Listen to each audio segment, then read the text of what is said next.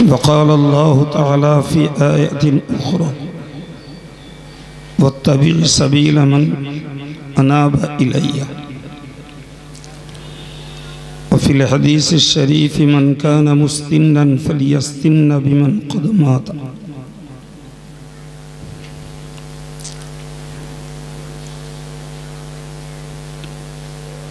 স্নেহ ভাজন আজকের সভার আয়োজক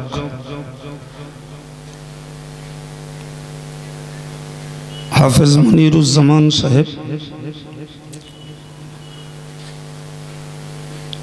তৎসহ অল ইন্ডিয়া সুন্নতুল জামাত সংগঠনের স্থানীয় সদস্য সমর্থক সহযোগী বৃন্দ,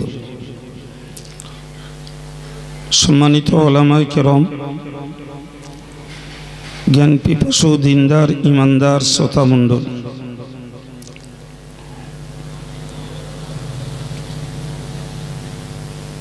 সম্ভবত আসরের পর থেকে বোধহয় আলোচনা চলছিল, যদিও আমি বিষয়টা জানি না। এসে যেটা বুঝলাম আসরের পরেও কথা হয়েছে, মাগরিবের পরেও আলোচনা চলছিল।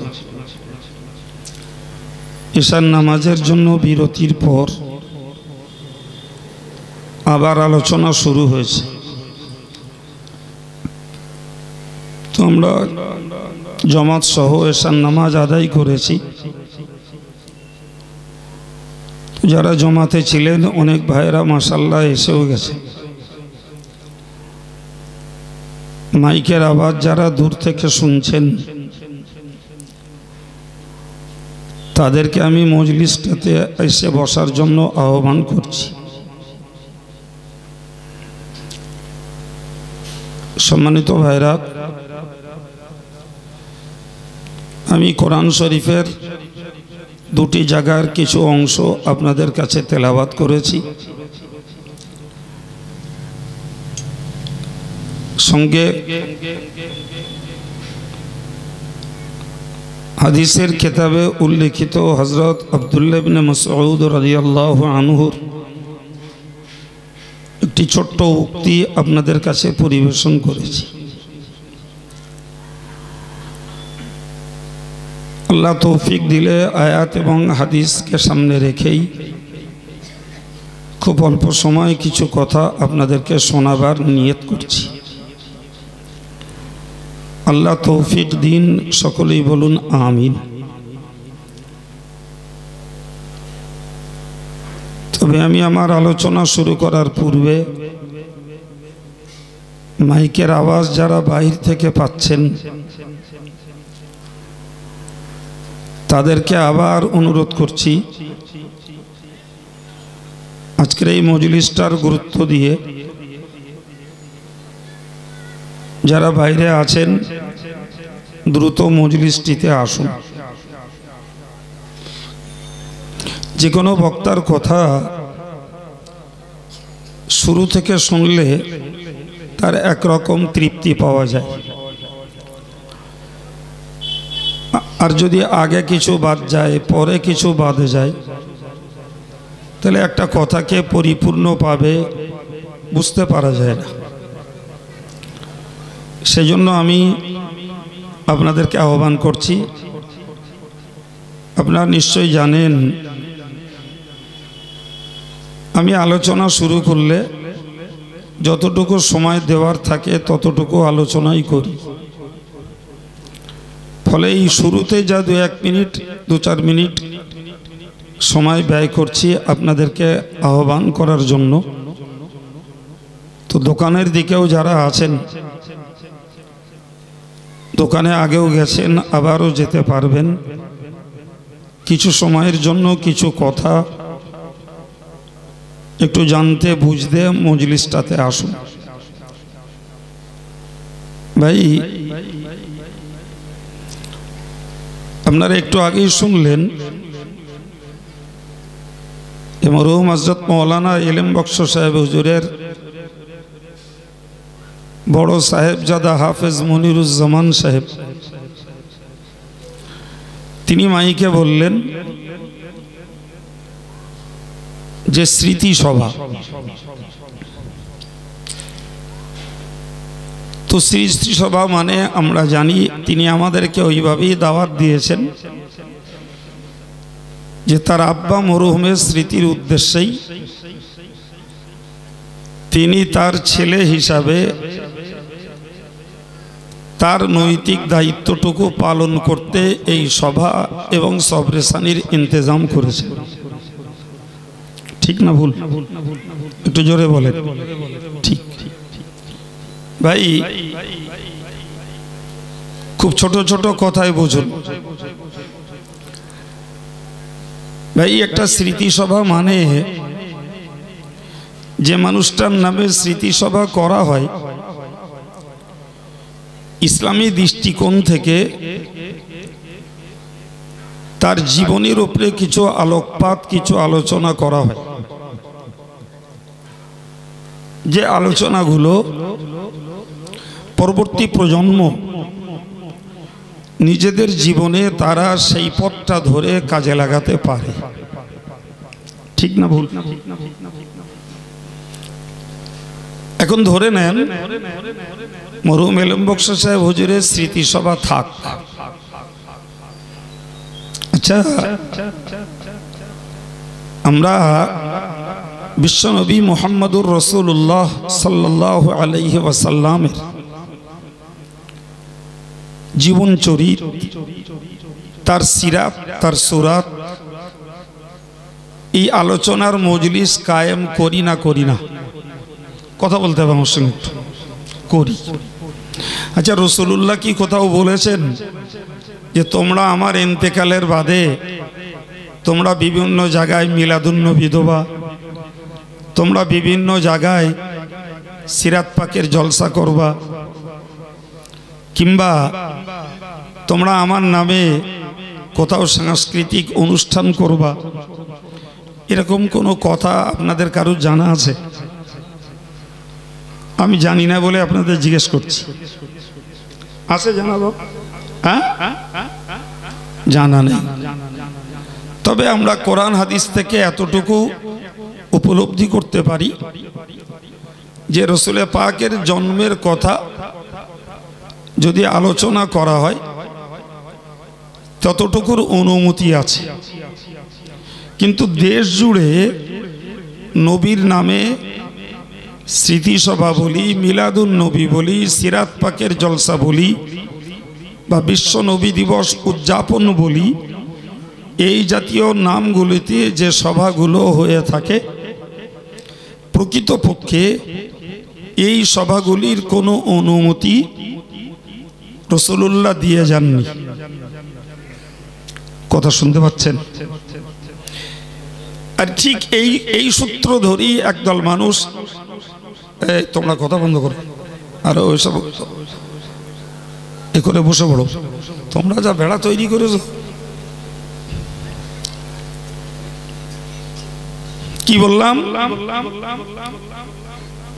এরকম সূত্র ধরে একদল মানুষ ফতোয়া দিচ্ছে যে মিলাদুন নবী করা বেদাত।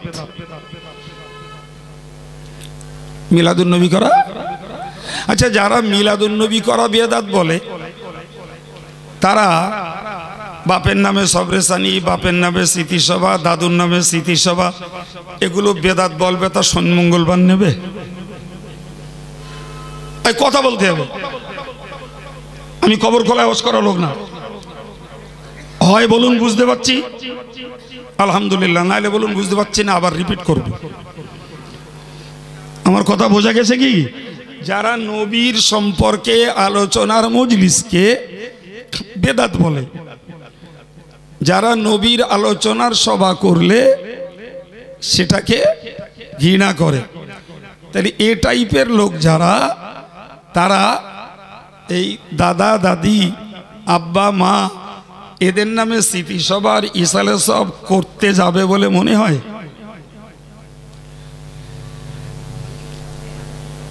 ভাই, আচ্ছা, বসিরহাট হুজুরের স্মৃতিসভা হয় না হয় না একটু বলবেন?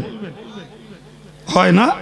তো বসিরহাট হুজুরের টোটাল তার যা কলম, তার যা লেখনী, টোটাল লেখনী থেকে অনেক মানুষ পড়েছেন। তো কারুর নজরে পড়েছে যে আল্লামা হুজুর ইন্তেকালের আগে বলে গেছেন যে বাবা তোমরা আমার নামে একটা স্মৃতিসভা দিও। হ্যাঁ, তা সে স্মৃতিসভা হয় না হয় না?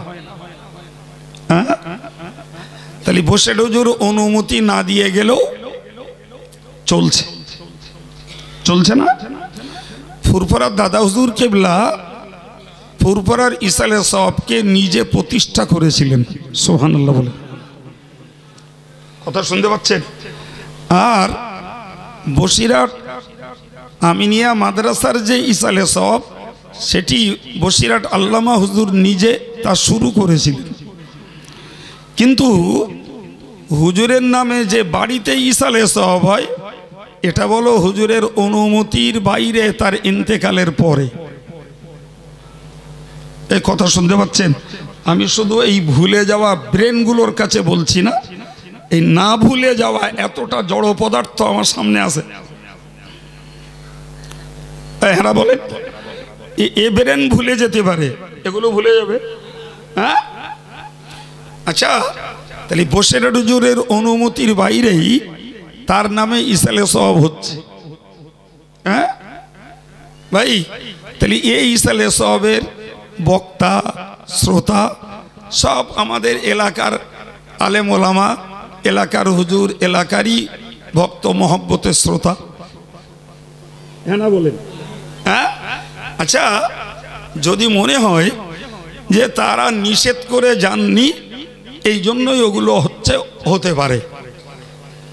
আর আজকের এলেম বক্স হুজুরের বড় ছেলে তার আব্বার নামে স্মৃতিসভা করছে, এটা আমি ক্ষণেকের জন্য তর্ক না করি ধরে নিলাম তিনি বলেছেন যে আমার নামে যেন কিছু বলেন বলেন বলেন না করে। হ্যাঁ, আচ্ছা, হুজুর কি এটা বলেছিলেন যে আমার কবরটা পাকা করে দিও?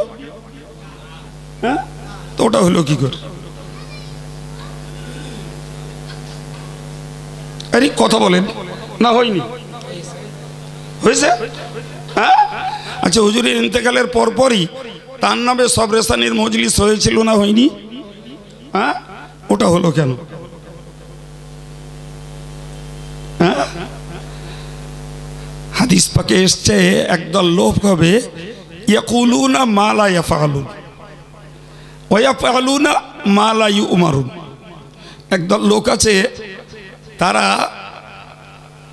এই এমন কথা বলবে যা তারা নিজেরা করবে না, আবার এমন কাজ করবে যে কাজের আদেশ নেই।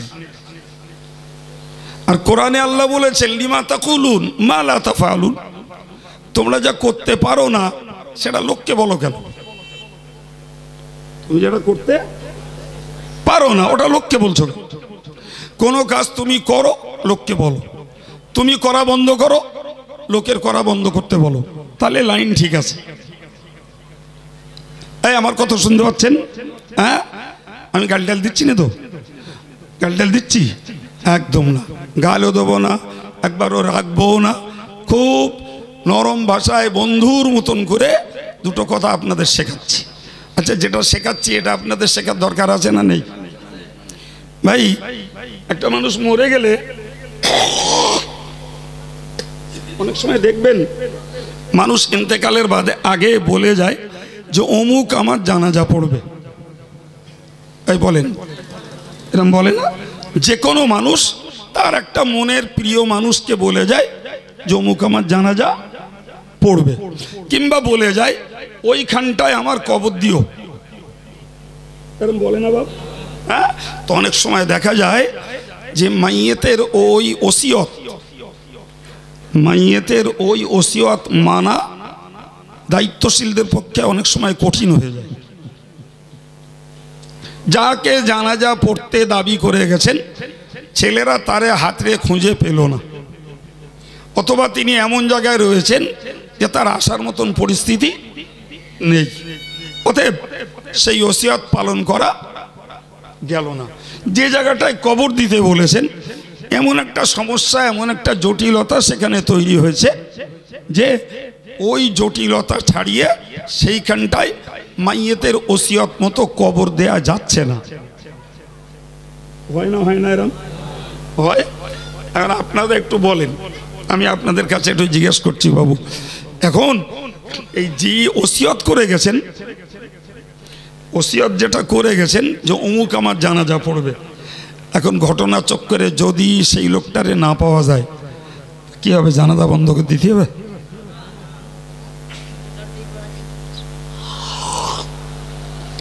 তাহলে জানাজা বন্ধ হবে না তো? হ্যাঁ, এখন এই যে জানাজা সেই মানুষটার না দিয়ে অন্য কাউকে দিয়ে পড়ানো হয়েছে, এতে কি গুনাহ হবে? আপনারা তো ভালোই মুফতি হয়ে গেছে, ভালো আছে।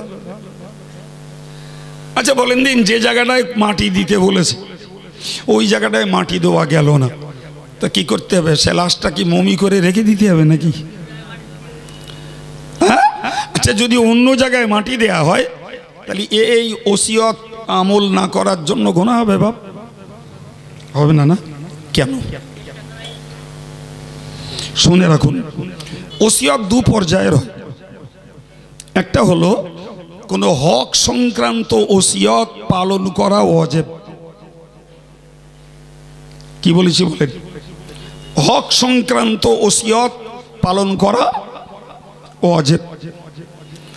মাইয়েত ইন্তেকালের পূর্বে বলল যে অমুক আমার কাছে 10,000 টাকা পাবে, ওইটা কিন্তু মাইয়েতের কাছে তার পাওনা হক, সুতরাং তোমরা টাকাটা শোধ করে দিও।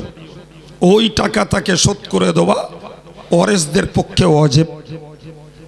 অমুককে এই 2 শতক জায়গা দিও, এটা ওর পাওনা, ওই 2 শতক জায়গা পাওনাদারকে পাইয়ে দেওয়া ওয়াজিব। কিংবা মনে করার দরকার যে তিনি আল্লাহ পাকের কাছে কোনো দায়বদ্ধ হয়ে আছেন যেটাকে তিনি পালন করতে পারেননি। মনে ভাবুন তিনি বলেছিলেন যে আমি একটা কাজের জন্য 5টা রোজা রাখব, তার মান্যত তিনি রেখে যেতে পারেননি।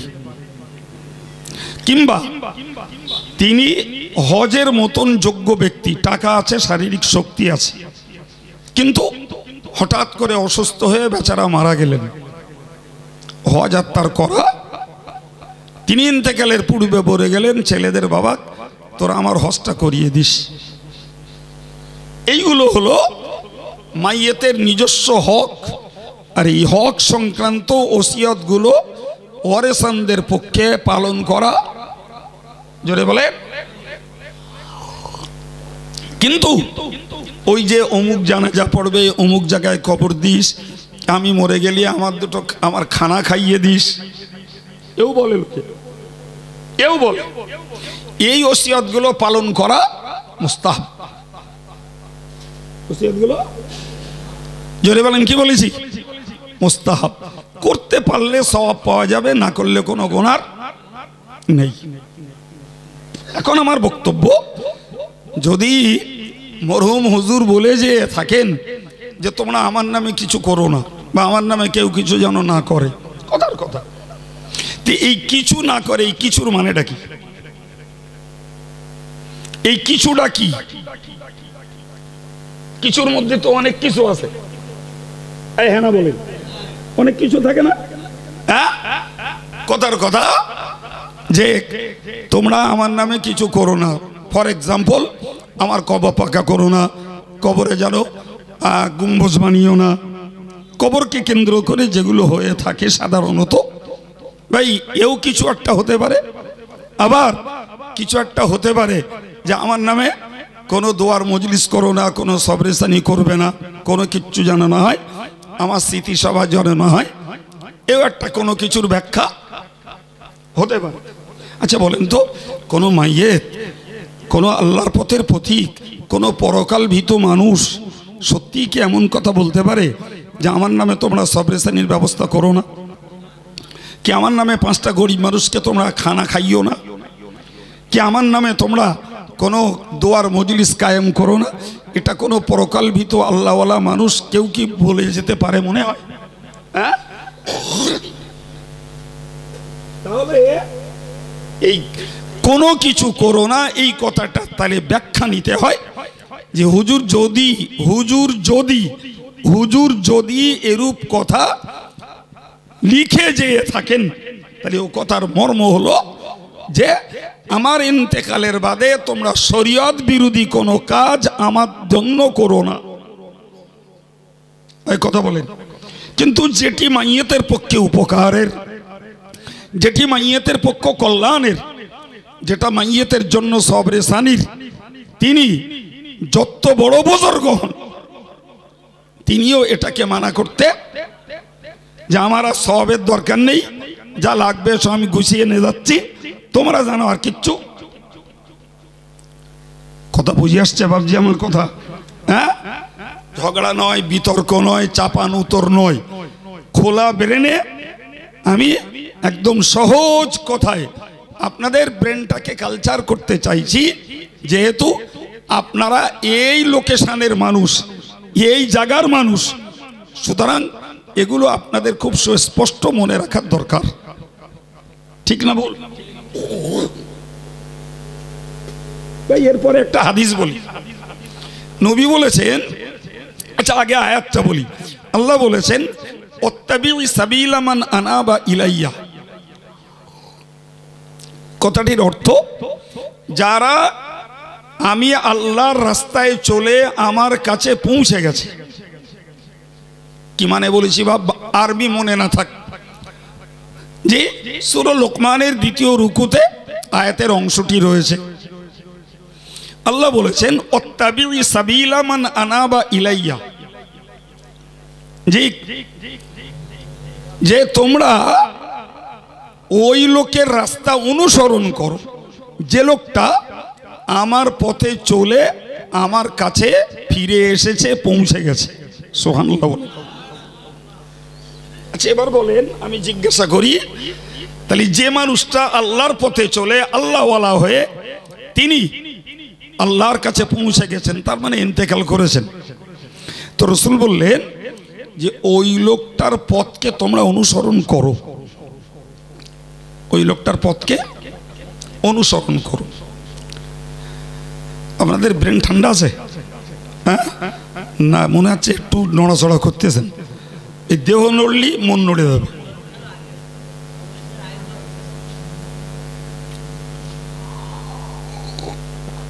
এখন ঠান্ডা হয়ে গেছে, মাশাআল্লাহ খুব ভালো হয়েছে। গরমের তা ঠান্ডা হয়ে গেছে মানে খুব ভালো হয়েছে। একদম দেহ নাড়লি হবে না, দেহ নাড়লি মন নড়ে যাবে।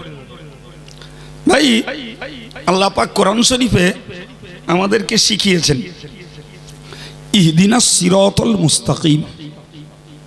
কি শিখিয়েছেন? সূরা ফাতিহার মধ্য দিয়ে আমাদেরকে বলতে শিখিয়েছেন। আমরা প্রতি রাকাতে রাকাতে বলছি, এ আল্লাহ তুমি সোজা রাস্তা আমাদেরকে দেখাও। কি দেখাও? জোরে বলেন, কি দেখাও? যে শো আস দা স্ট্রেট পাথ। আল্লাহ সরল সঠিক সোজা রাস্তা আমাদেরকে দেখাও। এই যে আয়াতটা কোরআনের সূরা ফাতিহাতে উল্লেখিত রয়েছে, আর ওইটা এমন ভাবে আল্লাহ বয়ান দিয়েছেন মনে হচ্ছে আমরা বলছি। কাকে? জোরে বলেন কাকে? আমরা আল্লাহর কাছে চাইছি। তার মানে আল্লাহ ওইভাবেই আমাদেরকে বলতে শিখিয়েছেন যে তোমরা বলো যে আল্লাহ আমাদেরকে সোজা রাস্তা দেখাও। এরপরে বলছি আবার ওই আল্লাহ শিখিয়ে দিয়েছেন, বলো না সিরাতাল্লাযীনা আনআমতা আলাইহিম। আল্লাহ ওদের রাস্তাটা দেখাও যাদের প্রতি তুমি তোমার অবদান, তোমার অনুগ্রহ, তোমার নিয়ামত যে মানুষদের উপরে দান করেছো, আল্লাহ ওই মানুষদের রাস্তাটা আমাদের দেখাও। সুবহানাল্লাহ বলেন। এ পর্যন্ত কথা ক্লিয়ার হয়েছে বাবা? কি তাহলে কি মানে দাঁড়ালো? সোজা সাপটা মানে হলো আল্লাহ তুমি যাদের প্রতি তোমার নিয়ামত, তোমার অনুগ্রহ, তোমার অবদান দিয়েছো তাদের রাস্তাটা আল্লাহ তুমি আমাদেরকে দেখাও। এই দোয়া আমরা বলেন না করছি। কোথায়? প্রতিদিন প্রতি রাকাতে সূরা ফাতিহার মধ্য দিয়ে। সুবহানাল্লাহ। আর এই দোয়া চাওয়ার ব্যবস্থা করে দিয়েছেন কে? আল্লাহ। এখনো জট ছাড়াইনি, আর একটুখানি। এখন এই আল্লাহ নিয়ামত দিয়েছেন কাদের উপরে? কোরআনের অন্য জায়গায় আল্লাহ বলেছেন মিনান নাবিয়িনা ওয়াস-সিদ্দিকিনা ওয়াস-শুহাদাই ওয়াস-সালিহিন।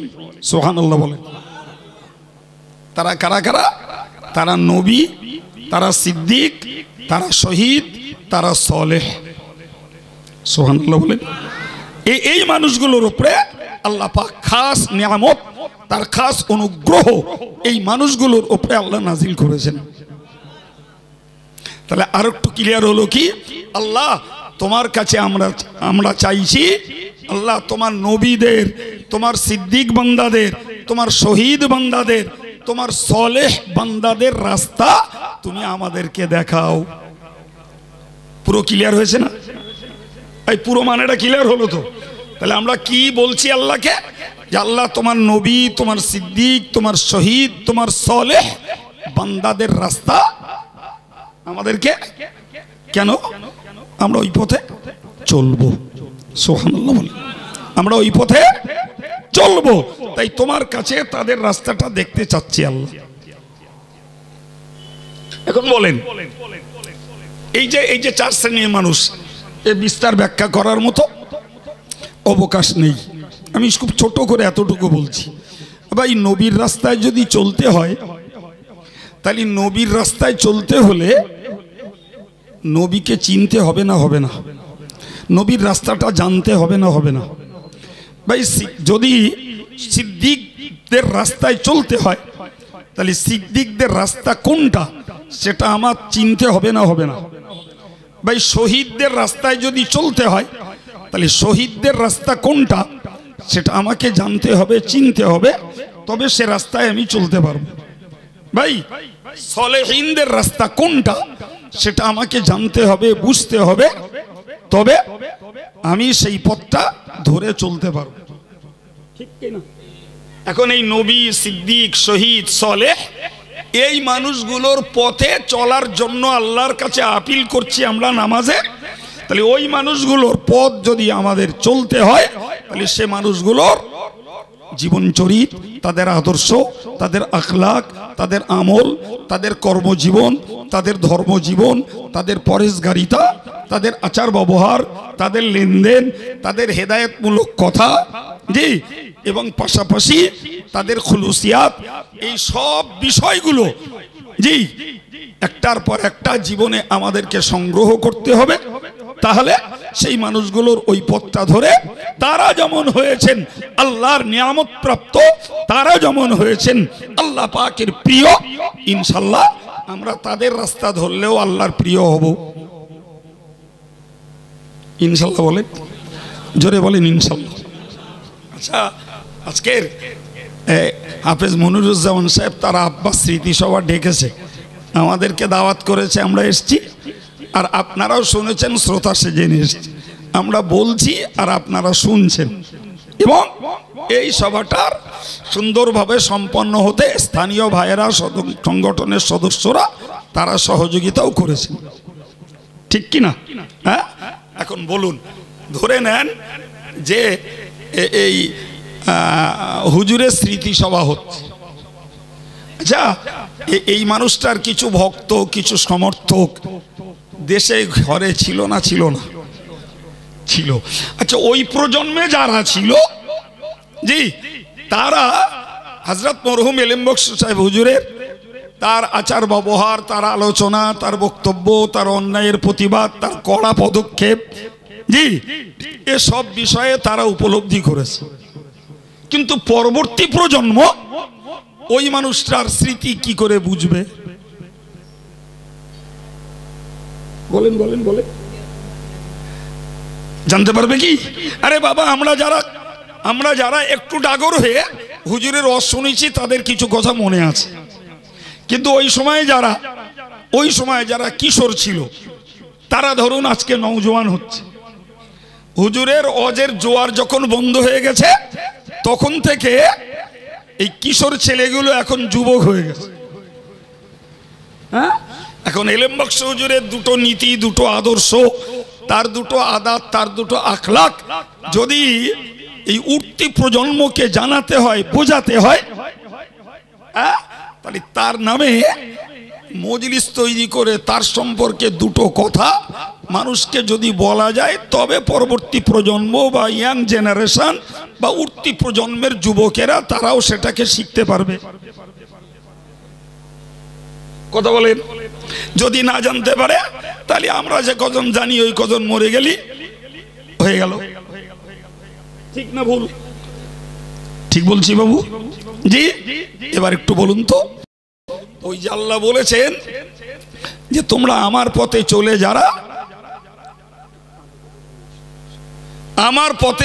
যারা আমার কাছে ফিরে এসেছে ওদের রাস্তা অনুসরণ করো। এই আল্লাহর এই হুকুমটাকে যদি আমাদের আমল করতে হয় তাহলে আমাদের দৃষ্টিকোণ থেকে যারা আল্লাহওয়ালা, আল্লাহর পথের পথিক, যারা প্রকৃত পক্ষে দ্বীনের জন্য নিবেদিত মানুষ, তাহলে এই মানুষগুলো জানা বোঝা করতে হবে, তবে তাদের জীবন থেকে একটা আদর্শ কি তাদের আমল থেকে একটা আমল আমরা নিজেদের জীবনে কাজে লাগাতে পারবো।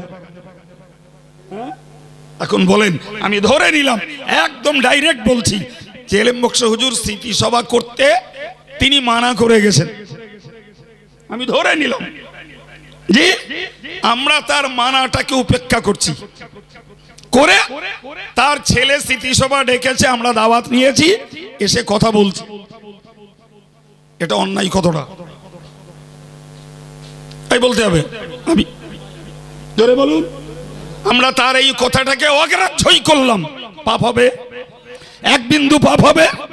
বরং তিনি তার বিনয় নম্রতা, তিনি তার নিরীহপনার দিকে লক্ষ্য করে তিনি বলতে পারেন যে বাবা তোমরা আমার নামে কিছু করো না, সাপোজ।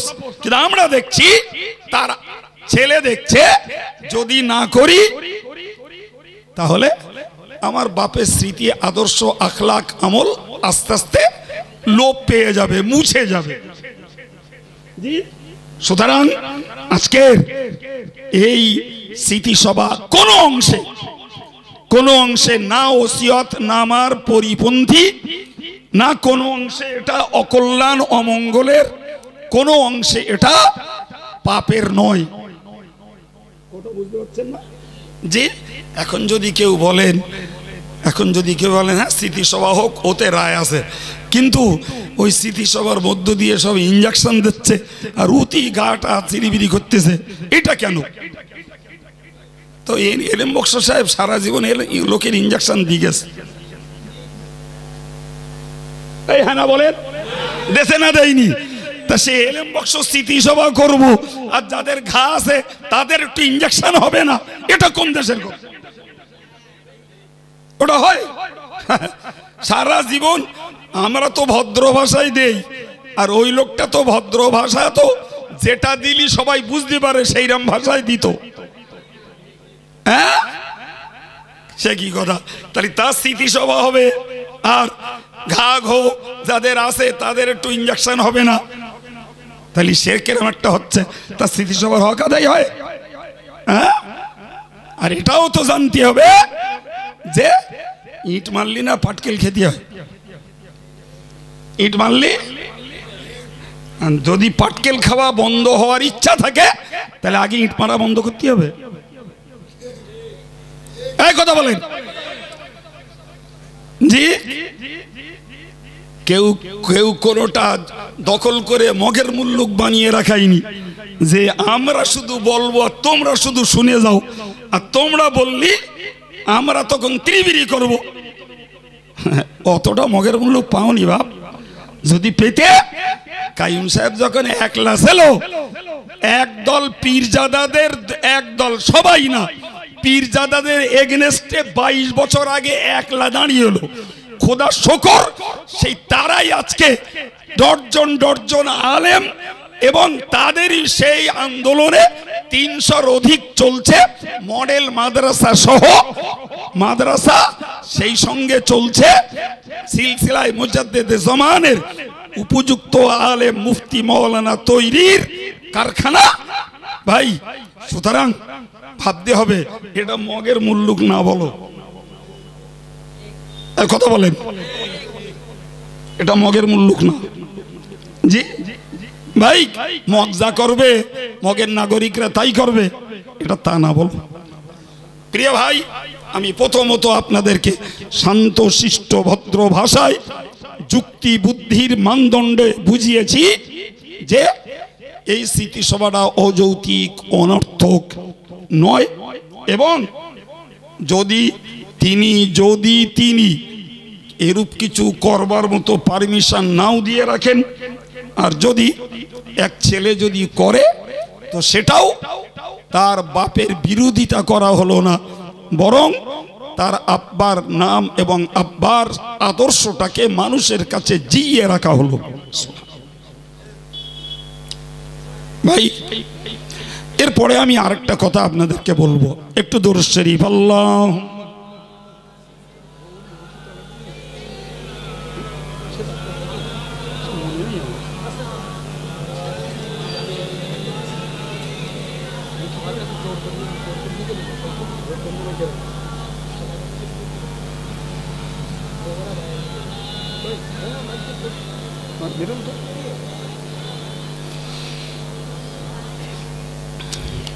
সম্মানিত ভাইরা,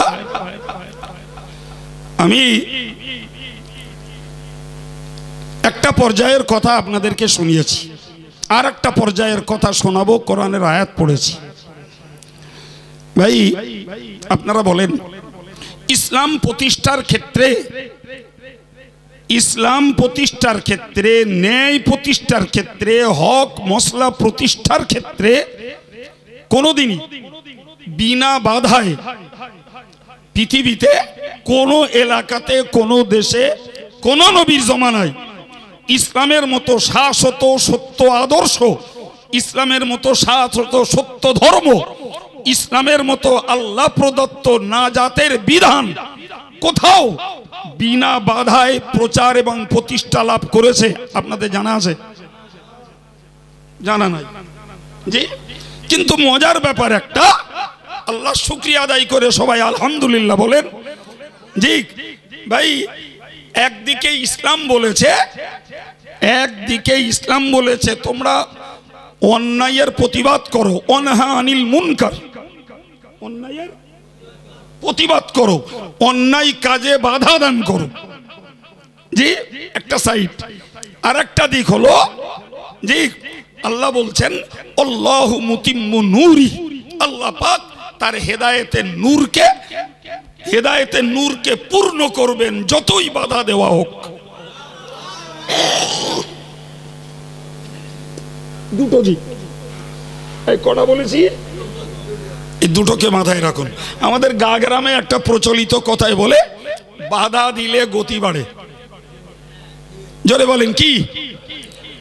বাধা দিলে, তাহলে বাধা দিলে যদি গতি বাড়ে তাহলে একটু মাথায় ঢোকাতে হবে। এখন দেশের একদল মানুষ সুদ খায়, এখন এই বাধা দিলে বেড়ে যাবে, অতএব সুদখোরের বিরুদ্ধে বলা যাবে না। এ থিওরি ঠিক না ভুল?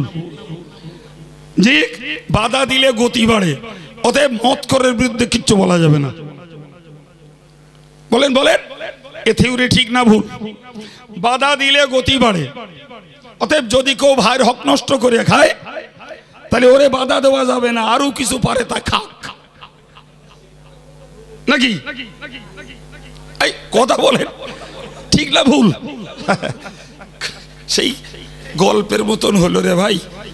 জি, চোরে রাতের বেলায় এসে পান্তা চুরি করে খাচ্ছে, তা ছেলেটা দেখতে পেয়ে চোরে পান্তা চুরি করে খাচ্ছে। তোর মার বলতে, আর বাপের বলতে, চোর বলো পান্তা খাচ্ছে, চুপ কর, শুনতে পারি গুড় চাবানি, শুধু পান্তায় পান্তায় যাক, শুনতে পারি গুড় চাবে, খবরদার বলিস খাচ্ছে, খেয়ে যাক। এর নাম কি ইসলাম? এর নাম কি ইসলাম? হ্যাঁ? সুতরাং বাধা দিলে গতি বাড়ে, এই থিওরি কখনো হকের জন্য খাটে না। ন্যায়ের জন্য ওই থিওরি কখনো কার্যকর নয়, বরং ন্যায়ের থিওরি হলো এটাই, অন্যায়ের প্রতিবাদ করো, জি, ন্যায় প্রতিষ্ঠা করো, অন্যায়ের প্রতিবাদ করো, ন্যায় প্রতিষ্ঠা করো। জি, এই জন্যই সমস্ত নবীরা যখনই ইসলাম প্রচার করতে গেছেন ঠেকায় পড়েছে, ইসলাম প্রচার করতে যেই বাধায় পড়েছে, ইসলাম প্রচার করতে যেই তারা বিপরীতমুখী পরিস্থিতির সম্মুখীন হয়েছে। হয়েছে না হয়নি? জোরে বলেন, হয়েছে না হয়নি?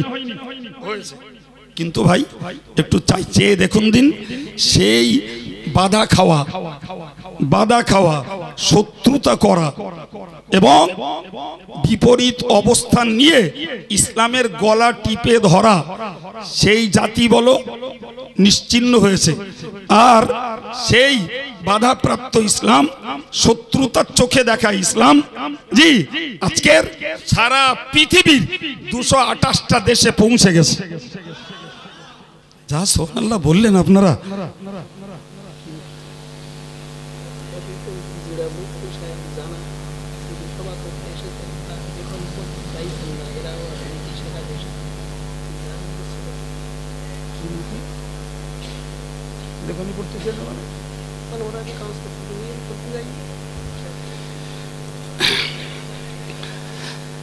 রে হিজড়ে মুফতির সবলতাই সামলাতে পারতিস না। আর যদি সত্যিকারের পুরুষ মুফতি হতো তোরা মাটির তলায় চলে যাতিস। হ্যাঁ হ্যাঁ, কপাতা পড়িছিস, একদিন এসে বস, তুই হিজড়ে না আমি হিজড়ে, সেদিন দেখা যাবে, চল জামিয়ায়। লজ্জা করা দরকার ছিল। জি, বাপের নীতির বাইরে, দাদার নীতির বাইরে ভিন্ন নীতি অবলম্বন করে বাইরে খোলস লাগিয়ে ভিতরে অন্য নীতি পোষণ করার ধান্দা।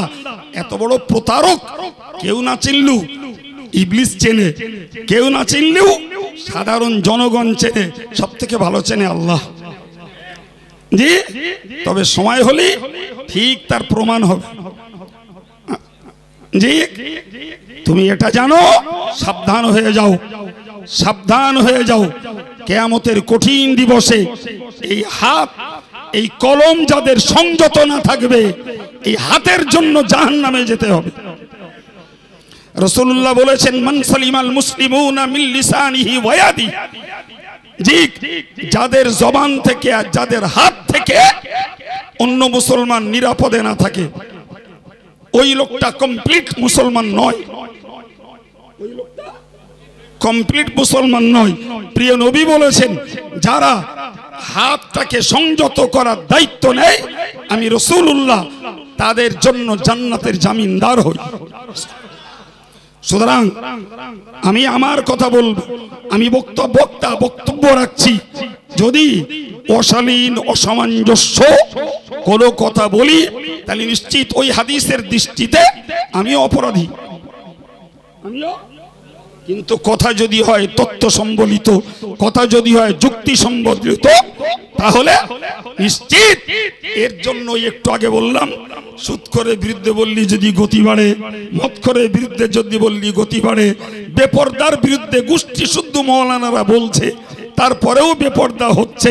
তাই বলে কি এই অন্যায়গুলো বলা বন্ধ করতে হবে? হ্যাঁ, গাল টিপলি দুধ বেরোয়, ছোট মুখী বড় কথা। জি, জানো জানো আল্লামা রুমি বলেছেন, বেয়াদব মাহরুম গাশত আজ ফাজলে রব। যারা বেয়াদবি করে আল্লাহর করুণা থেকে তারা বঞ্চিত হয়ে যায়। সুতরাং সংযত হয়ে যাও, সাবধান হয়ে যাও। মনে রেখে দিও, বাড়লে বড় ভাঙতে হবে, সাবধান। খুব সতর্ক করে দিচ্ছি, বাড়লে ভাঙতে হবে, এটা যেন মনে থাকে। ঝড় হলে ছোট গাছ উপড়ে পড়ে না, দুমড়ে পড়ে না, ঝড়ে দুমড়ে পড়ে, ভেঙে পড়ে বড় গাছ। সুতরাং বাড়ার চেষ্টা করো না। জি, বরং এইটুকুই মনে রাখা দরকার, উলামাউহুম শাররুম মিন তাহতি আদিমিস সামাই।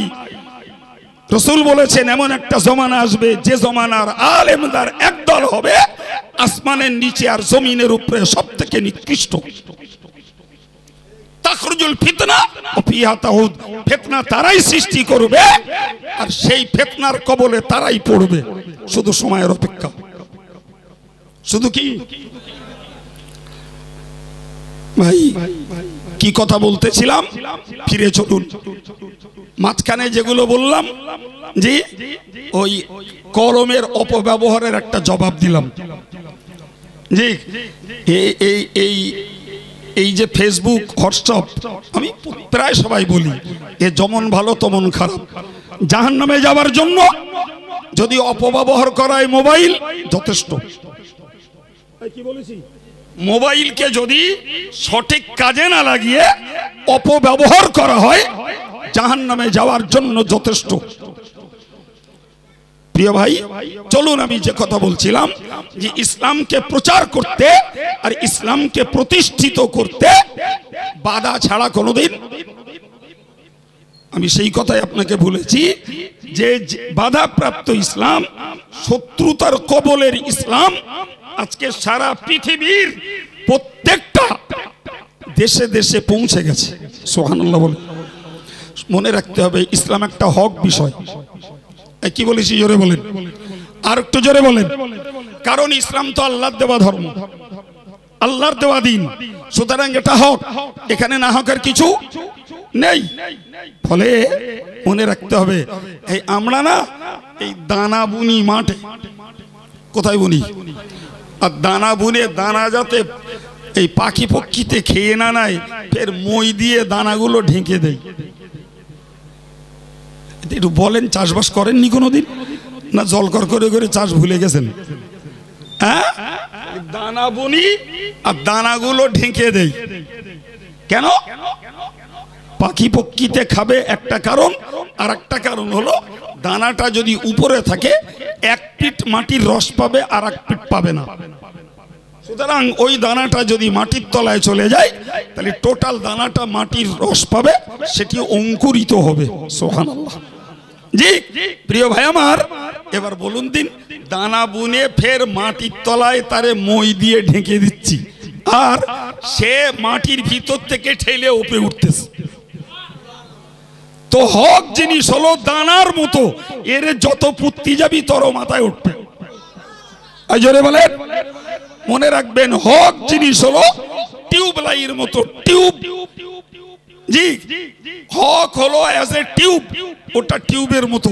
আচ্ছা বলেন দিন, 2-10টা মদ্দালক যদি মনে করে একটা হাওয়া দেওয়া টিউব, জি ওরে পান্তি চুবিয়ে মেরে দেবো, পারবা কেডা বাপ? পারবা? পারবা?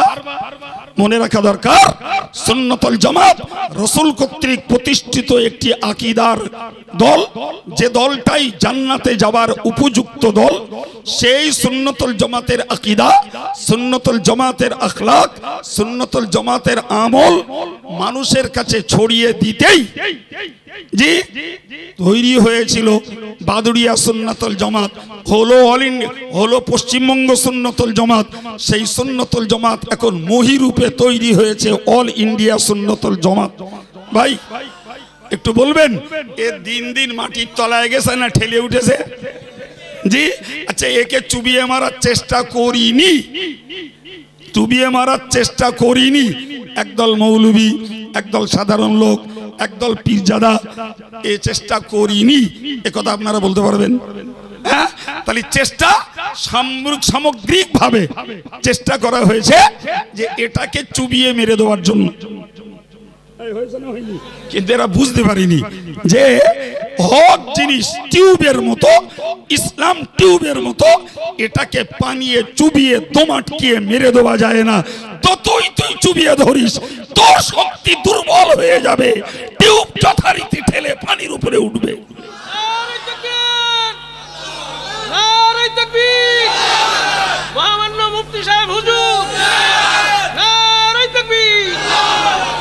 সুতরাং অবুঝ যারা, অবুঝ যারা, যারা নফসের তাড়নায় সংকীর্ণতার হৃদয় নিয়ে চলছেন, অনুরোধ করব, অথবা বাবা বাছা করে নির্দেশ দেব, নিজের জায়গায় নিজে দাঁড়িয়ে থাকো, নিজের আমলের উন্নতি করো, নিজে জাতির জন্য কি করতে পারো ভাবো।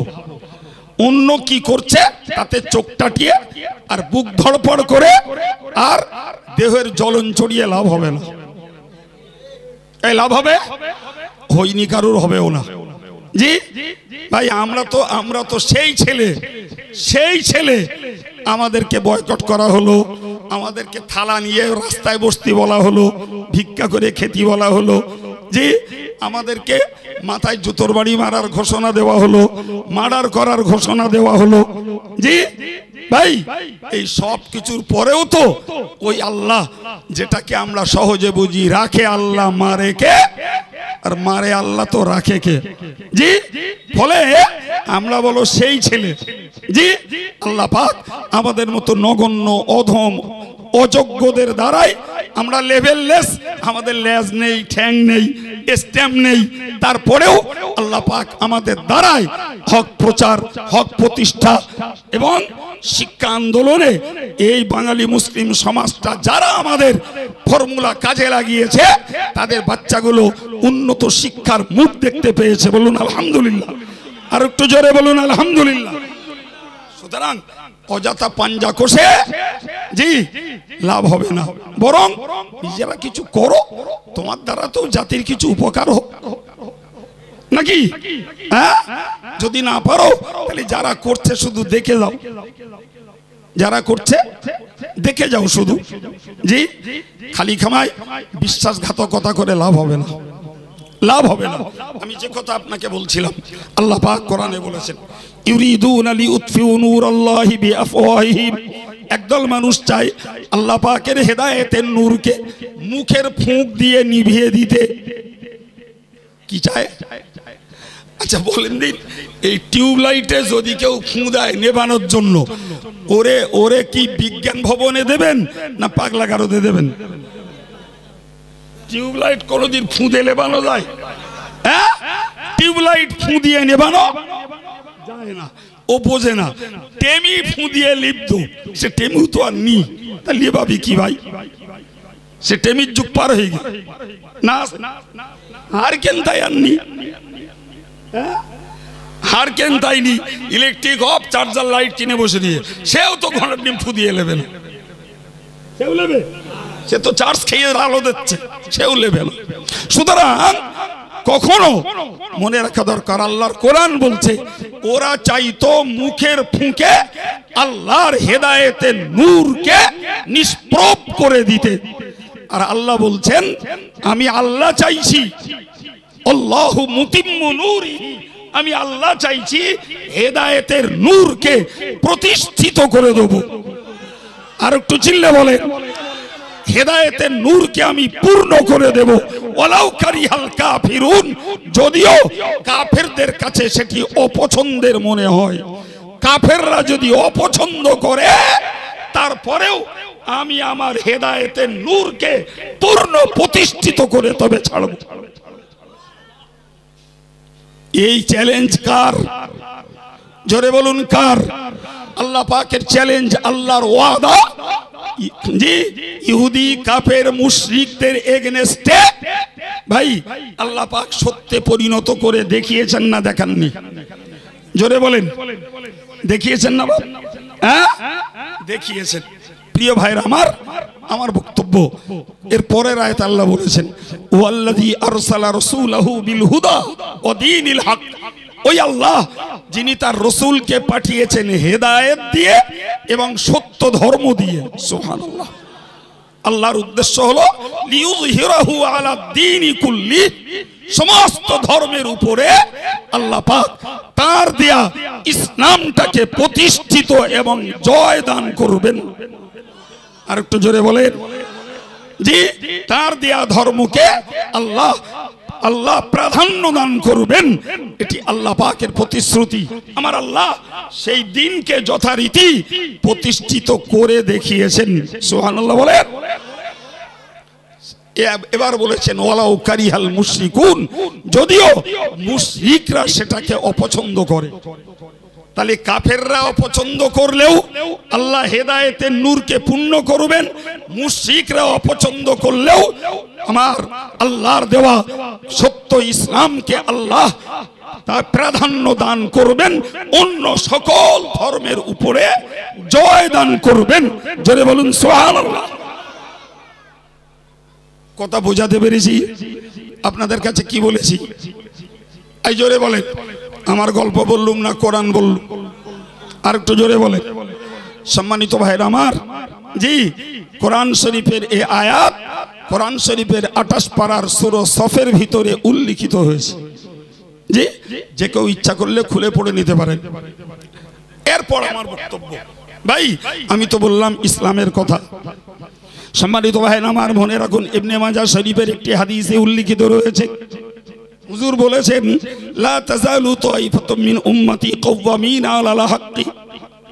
আল্লাহ পাকের নবী বলেন, সর্বদাই একদল মানুষ হকের উপরে প্রতিষ্ঠিত থাকবে। সুবহানাল্লাহ, একদল মানুষ হকের উপরে প্রতিষ্ঠিত থাকবে। জি, আপনি বলবেন হুজুর যে আপনারটা হক, তার প্রমাণ কি? আমারটা হক, তার প্রমাণ কি? প্রশ্ন করবেই। আর একটা কথা লোকে মুখস্থ করে রেখেছে, ও যে যখন বলে তার মতন বলে। হ্যাঁ না বলেন, কপাল পোড়া, অত তেলের কল না বলো, অতটা তেলের কল ভেবো না। জি, হকের উপরে প্রতিষ্ঠিত থাকার উপযুক্ত প্রমাণই হলো তুমি ওই লোকটা কি ওই সংগঠনটাকে দেখাও যে তারা কোরআন হাদিস বিরোধী জায়গায় দাঁড়িয়ে আছে, তাহলে বোঝা যাবে না হক। তাই বুঝতে পারেননি? তাহলে কোরআন হাদিস ইজমা কিয়াসের সপক্ষে যারা, ভাই ওটাই তো হক। আর কোরআন হাদিস ইজমা কিয়াসের পরিপন্থী যারা, ওটাই না হক। ঠিক না ভুল? হ্যাঁ ভাই, তা আমি যদি এখন ঘুরিয়ে বলি, ধরে নেন অল ইন্ডিয়া সুন্নাতুল জামাত, জি, ইতিপূর্বে দরিদ্র মেয়েদের গণবিবাহ দিয়েছে। অল ইন্ডিয়া সুন্নাতুল জামাত আজকে দীর্ঘদিন ধরে শিক্ষার উন্নতি ঘটাবার চেষ্টা করছে। অল ইন্ডিয়া সুন্নাতুল জামাত আজকে 23 বছর ধরে দাদা হুজুরের নাম পত্রিকার শিরোনামে দিয়ে বঙ্গনুর পত্রিকা বার করছে। জি, অল ইন্ডিয়া সুন্নাতুল জামাত যারা ইতালিরা রসুলের ছবি বার করেছিল তার বিরুদ্ধে আন্দোলন করেছিল। জি, এক অভদ্র ইসলামের কলঙ্কিনী এক মহিলা যে ইসলামটাকে লাঞ্ছিত করছিল, তার বিরুদ্ধে আন্দোলন করেছিল শহীদ মিনারে, ভাই, এবং আরো অন্যান্য জায়গায়। আমেরিকা যখন ইনোসেন্স অফ মুসলিম সিনেমা তৈরি করে ইসলামকে বিশ্বের দরবারে লাঞ্ছিত করছিল, জি, এরা তার বিরুদ্ধেও কলকাতায় সমাবেশ ঘটিয়েছে। ভাই, মুসলিম পার্সোনাল ল উৎখাত করার জন্য যখন আমাদের সরকার ভূমিকা নিয়েছিল, অন্যান্য সংগঠনের সঙ্গেও অল ইন্ডিয়া সুন্নাতুল জামাত হাত মিলিয়ে তার বিরুদ্ধে হাজার হাজার জনতা এই বসিরহাট থেকে কলকাতার পাক সার্কাসে যে প্রতিবাদ করে, এই মনে আছে আপনাদের? ভাই, এদেশের দরিদ্র মুসলমানেরা যখন, জি, খ্রিস্টান হচ্ছিল টাকার লোভে, চাকরির লোভে, মেয়ের লোভে, পদের লোভে, গরিবরা যখন খ্রিস্টান হচ্ছিল, এই চৌমাথার উপরে বিশাল জনসমাবেশ ঘটিয়ে খ্রিস্টানি মতবাদের পায়তারাকে উৎখাত করার জন্য আন্দোলন প্রতিবাদী সমাবেশ করেছিল। মনে আছে আপনাদের? জি ভাই, অল ইন্ডিয়া সুন্নাতুল জামাত আজকের সিলসিলায়ে মুজাদ্দিদ জামানের মতাদর্শে দাঁড়িয়ে 16টা মেয়েদের মাদ্রাসা চালাচ্ছে, যে মাদ্রাসাগুলোতে মেয়েরা আলেমা তৈরি হচ্ছে। ভাই, অল ইন্ডিয়া সুন্নাতুল জামাত জামিয়া রহমানিয়ার মতো, যেখানে দাওরে কোরআন, শোবাই কেরাত, মৌলানা, মুফতি এবং আদব তথা আরবি সাহিত্যিক, তফসির, হাদিস, এতগুলো ইসলামের ডিগ্রি কোর্সের উপরে বেসরকারি সরকারের 10 পয়সা নেই, সব পয়সা দেশের শিক্ষা দরদি, ইসলাম দরদি, সিলসিলা দরদি মানুষদের কষ্টোপার্জিত দান এই যে প্রতিষ্ঠান চালিয়ে যাচ্ছে। প্রিয় ভাই, আপনাদের কাছে আমি নতুন করে আর একবার ভাবতে অনুরোধ করছি, কোন কাজটা না করেছে? বলেন বলেন বলেন। যদি এখন মাথায় না আসে, তাহলে সত্যকারের বলবো, আপনি একজন হক পুরুষ আমাদের সামনে যেয়ে বলবেন, হুজুর আপনাদের এই কাজটা না হক, বলে আসবেন। যদি সত্যি আপনার পরামর্শ সঠিক হয় যে অল ইন্ডিয়া সুন্নাতুল জামাত কোন না হক কাজ করছে, বিবেচনায় যদি প্রমাণ হয়, নিশ্চিত না হক কাজ ছেড়ে দেবো আমরা। এতগুলো লোককে অন ক্যামেরায় আমি কথা দিলাম। জি ভাই, প্রিয় ভাইরা আমার, এরপরে বলুন, আমি আপনাকে এবার হাদিসটা শোনাই। ইবনে মাজাহ শরীফে হাদিসটি বর্ণিত রয়েছে, অন্য কিতাবেও বর্ণিত রয়েছে। জি, রাসূলুল্লাহ বলেছেন, লা তাযালু তাইফাতুম মিন উম্মতি কাওয়ামিনা আলাল হক। আল্লাহ পাকের নবী বলেন, আল্লাহ পাকের নবী বলেন, একদল মানুষ হকের উপরে প্রতিষ্ঠিত থাকবে। হুজুর বলেছেন অন্য একটি হাদিসের বর্ণনায়, মনসুরিনা আলাল হক, একদল মানুষ হকের উপরে প্রতিষ্ঠিত থাকবে এবং এই হক পথে থেকেই তারা সাহায্য প্রাপ্ত হবে। আর একটু জোরে বলেন। এরপরে হাদিসের দুটো বর্ণনা, একটা বর্ণনায় রয়েছে লা ইয়াদুররুহুম মান খালাফাহুম, জি, যারা তাদের বিরোধিতা করবে, বিপরীত অবস্থান যারা নেবে, তারা তাদের কোনো ক্ষতি করতে পারবে না। আর একটু জোরে বলেন। এই ঘোষণা কার? জি, আল্লাহ ঘোষণা দিয়েছেন নবীর অন্তরে, নবী সেটা নিজের বচনে ব্যক্ত করেছেন। হাদিস তো এটাই, যার মর্ম আল্লাহর দেওয়া আর বাক্যটা রাসূলুল্লাহ। এই যে বাক্যটা বললাম এটা রাসূলুল্লাহর, কিন্তু এর যে অর্থটা বললাম, এই অর্থ রাসূলুল্লাহর অন্তরে প্রতিফলিত করেছেন তো আল্লাহ। কি প্রমাণ হলো? যে যারা হকের পথে থাকবে তাদের সাহায্য কে করবেন? চিল্লে বলেন। তারা আল্লাহর পক্ষ থেকে সাহায্য প্রাপ্ত হবে। এবং যারা হকের পথে থাকবে, ভাই আল্লাহ পাকের নবী আর একটা কথা বলেছেন যে লা ইয়াদুররুহুম মান খালাফাহুম, তাদের যারা বিরোধিতা করবে এরা কোনো ক্ষতি করতে পারবে না। হয়তো ব্যাঘাত করতে পারে, ক্ষতি করতে তো ব্যাঘাত কেডা পাইনি বাপ? ব্যাঘাত পাইনি কেডা? বলেন বলেন বলেন। জি, নবী আদম তার ছেলেকে আল্লাহর হুকুম মানাতে যেয়ে ব্যাঘাত পেয়েছেন। নবী নূহ তার ছেলেকে ইমানদার বানাতে যেয়ে ব্যাঘাত পেয়েছেন। নবী ইব্রাহিম তার পরিবারকে ইমানদার বানাতে যেয়ে ব্যাঘাত পেয়েছেন। ভাই, নবী মুসা ফেরাউনের গোষ্ঠীকে ইমানের দাওয়াত দিতে যেয়ে ব্যাঘাত পেয়েছেন। নবী ঈসা ইহুদি সম্প্রদায়কে ইমানের দাওয়াত দিতে যেয়ে ব্যাঘাত পেয়েছেন। নবী মুহাম্মদুর রাসূলুল্লাহ সর্বশেষ আল্লাহর দ্বীনের শেষ প্রচারক, তিনিও ইসলামটাকে প্রতিষ্ঠিত করতে যে বহুমুখী বাধা পেয়েছেন। কথা বলে ইমামে আজম আবু হানিফা রাহমাতুল্লাহ আলাইহি হকের উপরে দাঁড়িয়ে থেকে তিনি বাধা পেয়েছেন। ইমাম বুখারী একজন মুহাদ্দিস, তিনিও বাধা পেয়েছেন। প্রিয় ভাই, তাহলে হকের উপরে যারা প্রতিষ্ঠিত চিরকালই এদের বিরুদ্ধে বাধা দেওয়ার একদল দুর্ভাগ্যবান, একদল কপাল পোড়া কাজ করে গেছে।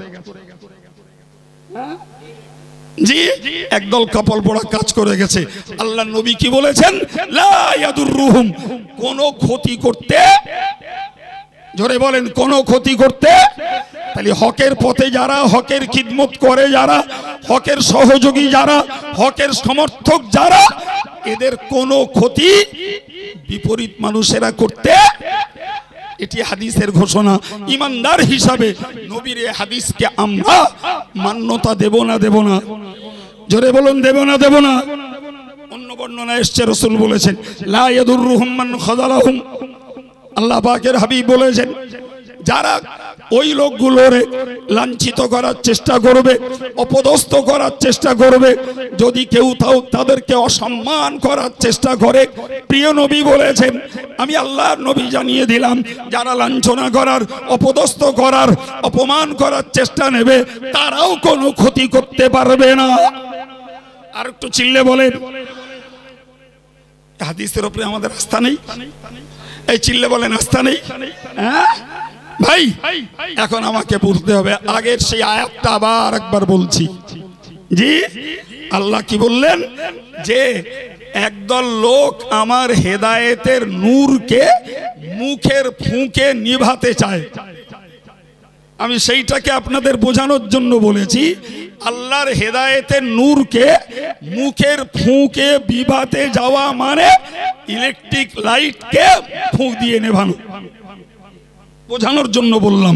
যদিও আল্লাহর হেদায়েতের নূর ইলেকট্রিক লাইটের থেকে আরো অনেক বেশি পাওয়ারফুল।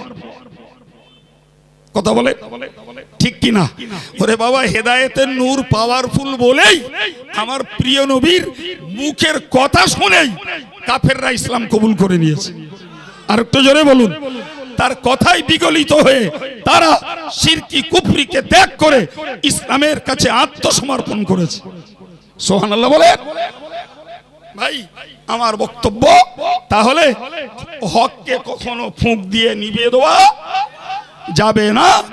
হকের নূরকে প্রতিষ্ঠিত করে দেবেন কে? জোরে বলেন কে? আর এর বিপরীত অবস্থান যারা নেবে তারা কোনো ক্ষতি করতেও পারবে না, আর লাঞ্ছনা অপদস্থ করতেও পারবে না। এখন যদি কেউ মনে করে, সাপোজ মনে করে কোন হকপন্থী আলেমকে কেউ মনে করে যদি অপদস্থ করেছি, মনে মনে গর্বিত বগল বাজাই যে আমি অমুককে খুব আজকের অপদস্থ করেছি, তুমি খুব ভালো কাজ করেছো, ভালো কাজ করেছো। হ্যাঁ জি, তুমি জানো নবী বলেছেন আল মুসলিম আখুল মুসলিম, একজন মুসলমান আর একজন মুসলমানের ভাই। জি, সুতরাং ওই মুসলমান মুসলমানের ভাই যেহেতু, তাই লা ইয়াকুনহু ওয়ালা ইয়াকযিবুহু ওয়ালা ইয়াখযিলুহু, জি, সে কখনো খেয়ানত করতে পারে না, মিথ্যারূপ করতে পারে না এবং কাউকে অপদস্থ করতে পারে না। বরং হুজুর বলেছেন বিহাসবি ইমরিইম মিনাশ শার ইয়াহতাকিরু আন ইয়াকাহুল মুসলিম, একটা মানুষের খারাপ হওয়ার জন্য, মন্দ হওয়ার জন্য, ঘৃণ্য হওয়ার জন্য যথেষ্ট হলো আর একজন মুসলমান ভাইকে লাঞ্ছনা করা। বুঝতে পারেননি? একজন মুসলমানের পক্ষে ঘৃণিত, লাঞ্ছিত এবং মন্দ হওয়ার জন্য যথেষ্ট হলো আর একজন মুসলমান ভাইকে অন্যায়ভাবে পার্থিব স্বার্থে নফসের গোলামিতে লাঞ্ছিত করার চেষ্টা করা। এখন যদি আমি শরীয়তের কথা বলি, তার জন্য কেউ যদি মনে করেন কাইম সাহেব আমাকে অপমান বোধ করেছে, তুমি আসলে অপমান কিসের জন্য করলে হাদিস পাকে নিষেধ করা আছে, ওর বর্ডারটাও বোঝনি। ওই যে বললাম, সুদখোরের বিরুদ্ধে বললে সে যদি বলে অপমান হয়েছি, মদখোরের বিরুদ্ধে বললে সে যদি বলে অপমান হয়েছি, বেপর্দার মহিলাদের এগনেস্টে বললে সে যদি বলে অপমানিত বোধ করছি, যদি হক নষ্টকারীর বিরুদ্ধে বললে সে যদি মনে করে অপমান বোধ করছি, তাহলে সে অপমান কোনটা আর সম্মান কোনটা ওইটাই বুঝিনি। বলে বুঝেছে? বুঝিনি। জি প্রিয় ভাইরা আমার, নবী বলেছেন মান ক্বালা লা ইলাহা ইল্লাল্লাহ, রাসূল বলেছেন যে লোকটা তাওহীদের স্বীকৃতি দেয়, একদিকে অন্তরে বিশ্বাস করে আর একদিকে তাওহীদের স্বীকৃতি দেয়, মুখে বলে, আসামা মিন্নি দিমাআহুম ওয়া আমওয়ালাহুম, অন্য হাদিসে এসেছে ওয়ারজাহুম ইল্লা বিহাক্কিল ইসলাম। জি প্রিয় ভাই আমার, হাদিস শরীফে পরিষ্কার উল্লেখিত আছে কোন মুসলমান আর একজন কলেমা পড়া ভাইরে সে কখনো তার সম্মান, তার রক্তপাত করতে পারে না, সে কখনো কোনোদিনের তরেও সে কোনোদিন তার সম্মানহানি করতে পারে না, তার অর্থ সম্পদকে লুট করতে পারে না। তার মানে যে কলেমা পড়েছে তার সম্মান বাঁচিয়ে নিয়েছে, যে কলেমা পড়েছে সে তার অর্থ সম্পদকে বাঁচিয়ে নিয়েছে, যে কলেমা পড়েছে সে তার কি বাঁচিয়ে নিয়েছে? অর্থ সম্পদ আর রক্তর সম্মানও রক্ষা করে নিয়েছে। তার মানে তার রক্তপাত করা যাবে না, অর্থ নষ্ট করা যাবে না, সম্মানহানি করা যাবে না। এটা নবীর হাদিস, এটা নবীর। এ প্রসঙ্গেও আপনাকে শুনতে হবে ভাই, খুব ভালো করে বুঝুন, এটা ভারতবর্ষ, এটা ভারতবর্ষ। তো ভারতবর্ষে ব্যভিচারের ইসলামী শাস্তি নেই, এটা ভারতবর্ষ। এ ভারতবর্ষে চোরের ইসলামী শাস্তি নেই, এ ভারতবর্ষ। এই ভারতবর্ষে যারা মিথ্যা অপবাদ দেয়, ইসলামী শাসনে যে শাস্তি আছে ভারতবর্ষে তা নাই। জি এখন বলেন একটা সামাজিক, যাকে ফিকহের পরিভাষায় বলা হয় তাজির, যে চোরকে ধরে লোক দুঘা মারলো, মাতাল বারবার এসে উত্তপ্ত করছে, প্রতিদিন মদ খেয়ে তারে ধরে গ্রামবাসী দু একদিন মারলো। কেউ মিথ্যা অপবাদ জবান দারাজি করেছে, তাকে ধরে মানুষ একটু নাকড়া ঝাঁকড়া দিলে, এই কথা শুনতে পাচ্ছেন না? জি, তাকে ধরে নাকড়া ঝাঁকড়া দিলে, ভাই এখন বলেন, সে যদি বলে এই যে কাইম সাহেব নীতি কথা শুনিয়ে গেল যে মুসলমানের রক্তপাত করা যায় না, মুসলমানের সম্মানহানি করা যায় না, মুসলমানের সম্পদ নষ্ট করা যায় না, এই চোরের ধরে ঠেঙাচ্ছে কেন, মাতালের ধরে ঠেঙাচ্ছে কেন, কিংবা কেউ হক নষ্ট করেছে তারে ধরে ঠেঙাচ্ছে কেন, কেউ গাল দিয়েছে তার কানটা একটু গরম করে দিচ্ছে কেন, বলেন জি, এগুলো করতে হবে না? হবে না? এই জোরে বলেন মিয়া সাহেব, এটাও শেখো। জি, এটাও শেখো। ইসলামী শাস্তির বিধান আলাদা, আর সিয়াসাত তথা রাষ্ট্রীয় ব্যবস্থাপনা আলাদা। এই কথা বুঝতে পারেননি? যে ইসলামী হুদুদ আলাদা, ইসলামী শাস্তির বিধান আলাদা, আর রাষ্ট্রীয় সামাজিক শাস্তির ব্যবস্থা জোরে বলেন আলাদা। সুতরাং ভারতবর্ষে ইসলামী শাসন ব্যবস্থা যদিও নাই, কিন্তু সিয়াসত তথা দুষ্কৃতকারী অপকর্ম এদের জন্য রাষ্ট্রীয় এবং সামাজিক শাস্তির ব্যবস্থা অবশ্যই অবশ্যই গ্রহণযোগ্য, পালনীয় এবং প্রয়োগযোগ্য। তা না হলে সমাজ তো শৃঙ্খল হয়ে যাবে। যাবে না? যাবে না। সুতরাং কেউ যদি ঔদ্ধত্যগিরি করে, অশৈলত করে, কেউ যদি অত্যাচারমূলক পথ নেয়, কেউ যদি গালি দেয়, কেউ যদি মিথ্যা বদনাম দেয়, কেউ যদি কুৎসা রটনা করে, ভাই কেউ যদি সমাজের মাটিতে ফেতনা ছড়ায়, তাহলে হয়তো বা কখনো পর্যায়ক্রমে তার ওই এই কি বলে ইসলামী শাস্তি না পেলেও কখনো রাষ্ট্রীয় সামাজিক শাস্তিও কপালে পড়তে পারে। তখন তিরিবিরি করলে হবে না। এই কাইম সাহেব বললো যে মুসলমানের সম্মানহানি করা যায় না, মুসলমানের রক্তপাত করা যায় না, মুসলমানের সম্পদ নষ্ট করা যায় না। ও মিয়া, সেটা মুসলমান দায়ী, তোমার তো মুসলমানের ভিতরে লিক হয়ে গেছে, ছেঁদা হয়ে গেছে। কথা বুঝতে পারেননি? সুতরাং মুসলমান মুসলমানিত্বের মতো থাকবে, নিশ্চিত তার রক্তপাত, তার সম্মানহানি, তার অর্থ সম্পদ লুট কোন মুসলমান করতে পারে না। করলে আল্লাহর কাছে অপরাধী, অপরাধী। কিন্তু সামাজিক শান্তি বজায় রাখার জন্য জি কখনো চোরকেও শাস্তি দিতে হয়, কখনো মাতালকেও শাস্তি দিতে হয়, কখনো পরের সম্পদ আত্মসাৎকারীকেও শাস্তি দিতে হয়, কখনো মিথ্যাচার, অপপ্রচার আর গালিমন্দেরও শাস্তি দিতে হয়। এই কথা বুঝতে পারেননি? জি ভাই, সে শাস্তি হাতে না হোক মুখেও দেওয়া লাগে। ভাই ওই যুগে হকের বিরোধিতা করত কাফেররা, আজকের যারা হকের বিরোধিতা করছে তারা ইমানের গেটআপ লাগিয়ে কাফের মুশরিকদের চরিত্রের পাঠ করছে। এই কথা বলেন, হকের বিরোধিতা করত ওই জমানায় কাফের মুশরিকরা, আজকের ইমানের গেটআপ লাগিয়ে জি কাফের মুশরিকদের চরিত্রের পাঠ করছে। আল্লাহ এদের শুভ বুদ্ধি দেন, আল্লাহ এদের হেফাজত করুন, আল্লাহ এদেরকে হেদায়েতের উপরে কায়েম রাখুন, বলুন আমিন। সম্মানিত ভাইরা, জি উঠেছি, আলোচনা শুরু করেছি। গোড়ায় বলেছিলাম 2-1 মিনিট সময় যা গোড়ায় যাবে, এরপরে আর যাবে না। গেছে বা যতটুকু কথা আল্লাহ বলিয়েছেন, জি আপনারা স্বতঃস্ফূর্ত মনে এত মানুষ চাঙ্গা হয়ে শুনেছেন, আল্লাহ আপনাদেরকে এর উপরে কায়েম রাখুন। সময় নেই, জি দে না বাবা, ঝামেলা করিস না। জি তো আমি আপনাদের কাছ থেকে বিদায় নিতে যাচ্ছি। অনুরোধ করব আবারও অল ইন্ডিয়া সুন্নাতুল জামাত কোন নাহক কাজ যদি করে, দরজা খোলা আছে, বঙ্গনুরের দরজাও খোলা আছে, জামিয়ার দরজাও খোলা আছে। সম্মানের সঙ্গে ভদ্রভাবে বলবেন যে হুজুর কি ভাই এই কাজটা না করলে ভালো হয়, এটা হকের পক্ষে হচ্ছে না। কথা বলেন। আমরা নিশ্চিত যদি সেটা বিবেচনা ভিত্তিক বুঝি এটা না হক করছি, সে কাছে স্টপ করে দেবো।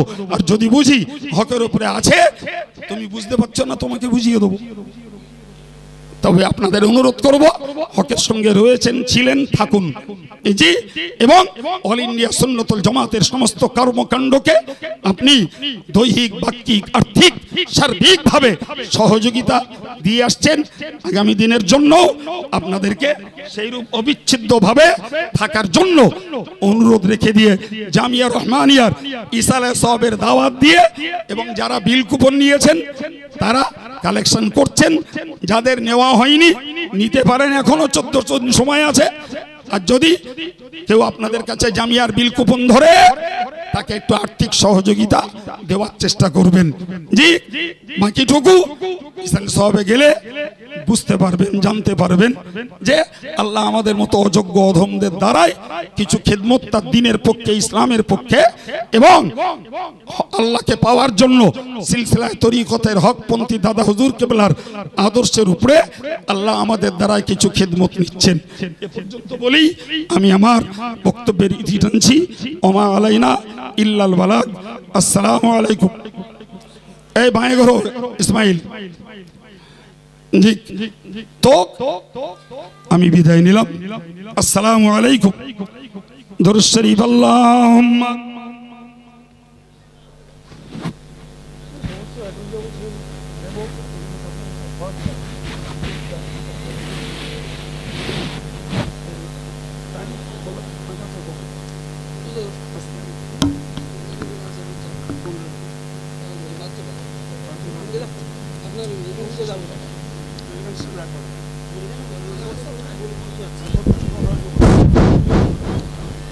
ভাই সাহেব, এখন আপনাদের সামনে অল ইন্ডিয়া সুন্নাতুল জামাতের সম্পাদক মুফতি আব্দুল মাতিন সাহেব, তিনি ওয়াজ নসিহত করবেন। একটু তাকবীর দিন, নারে তাকবীর, না।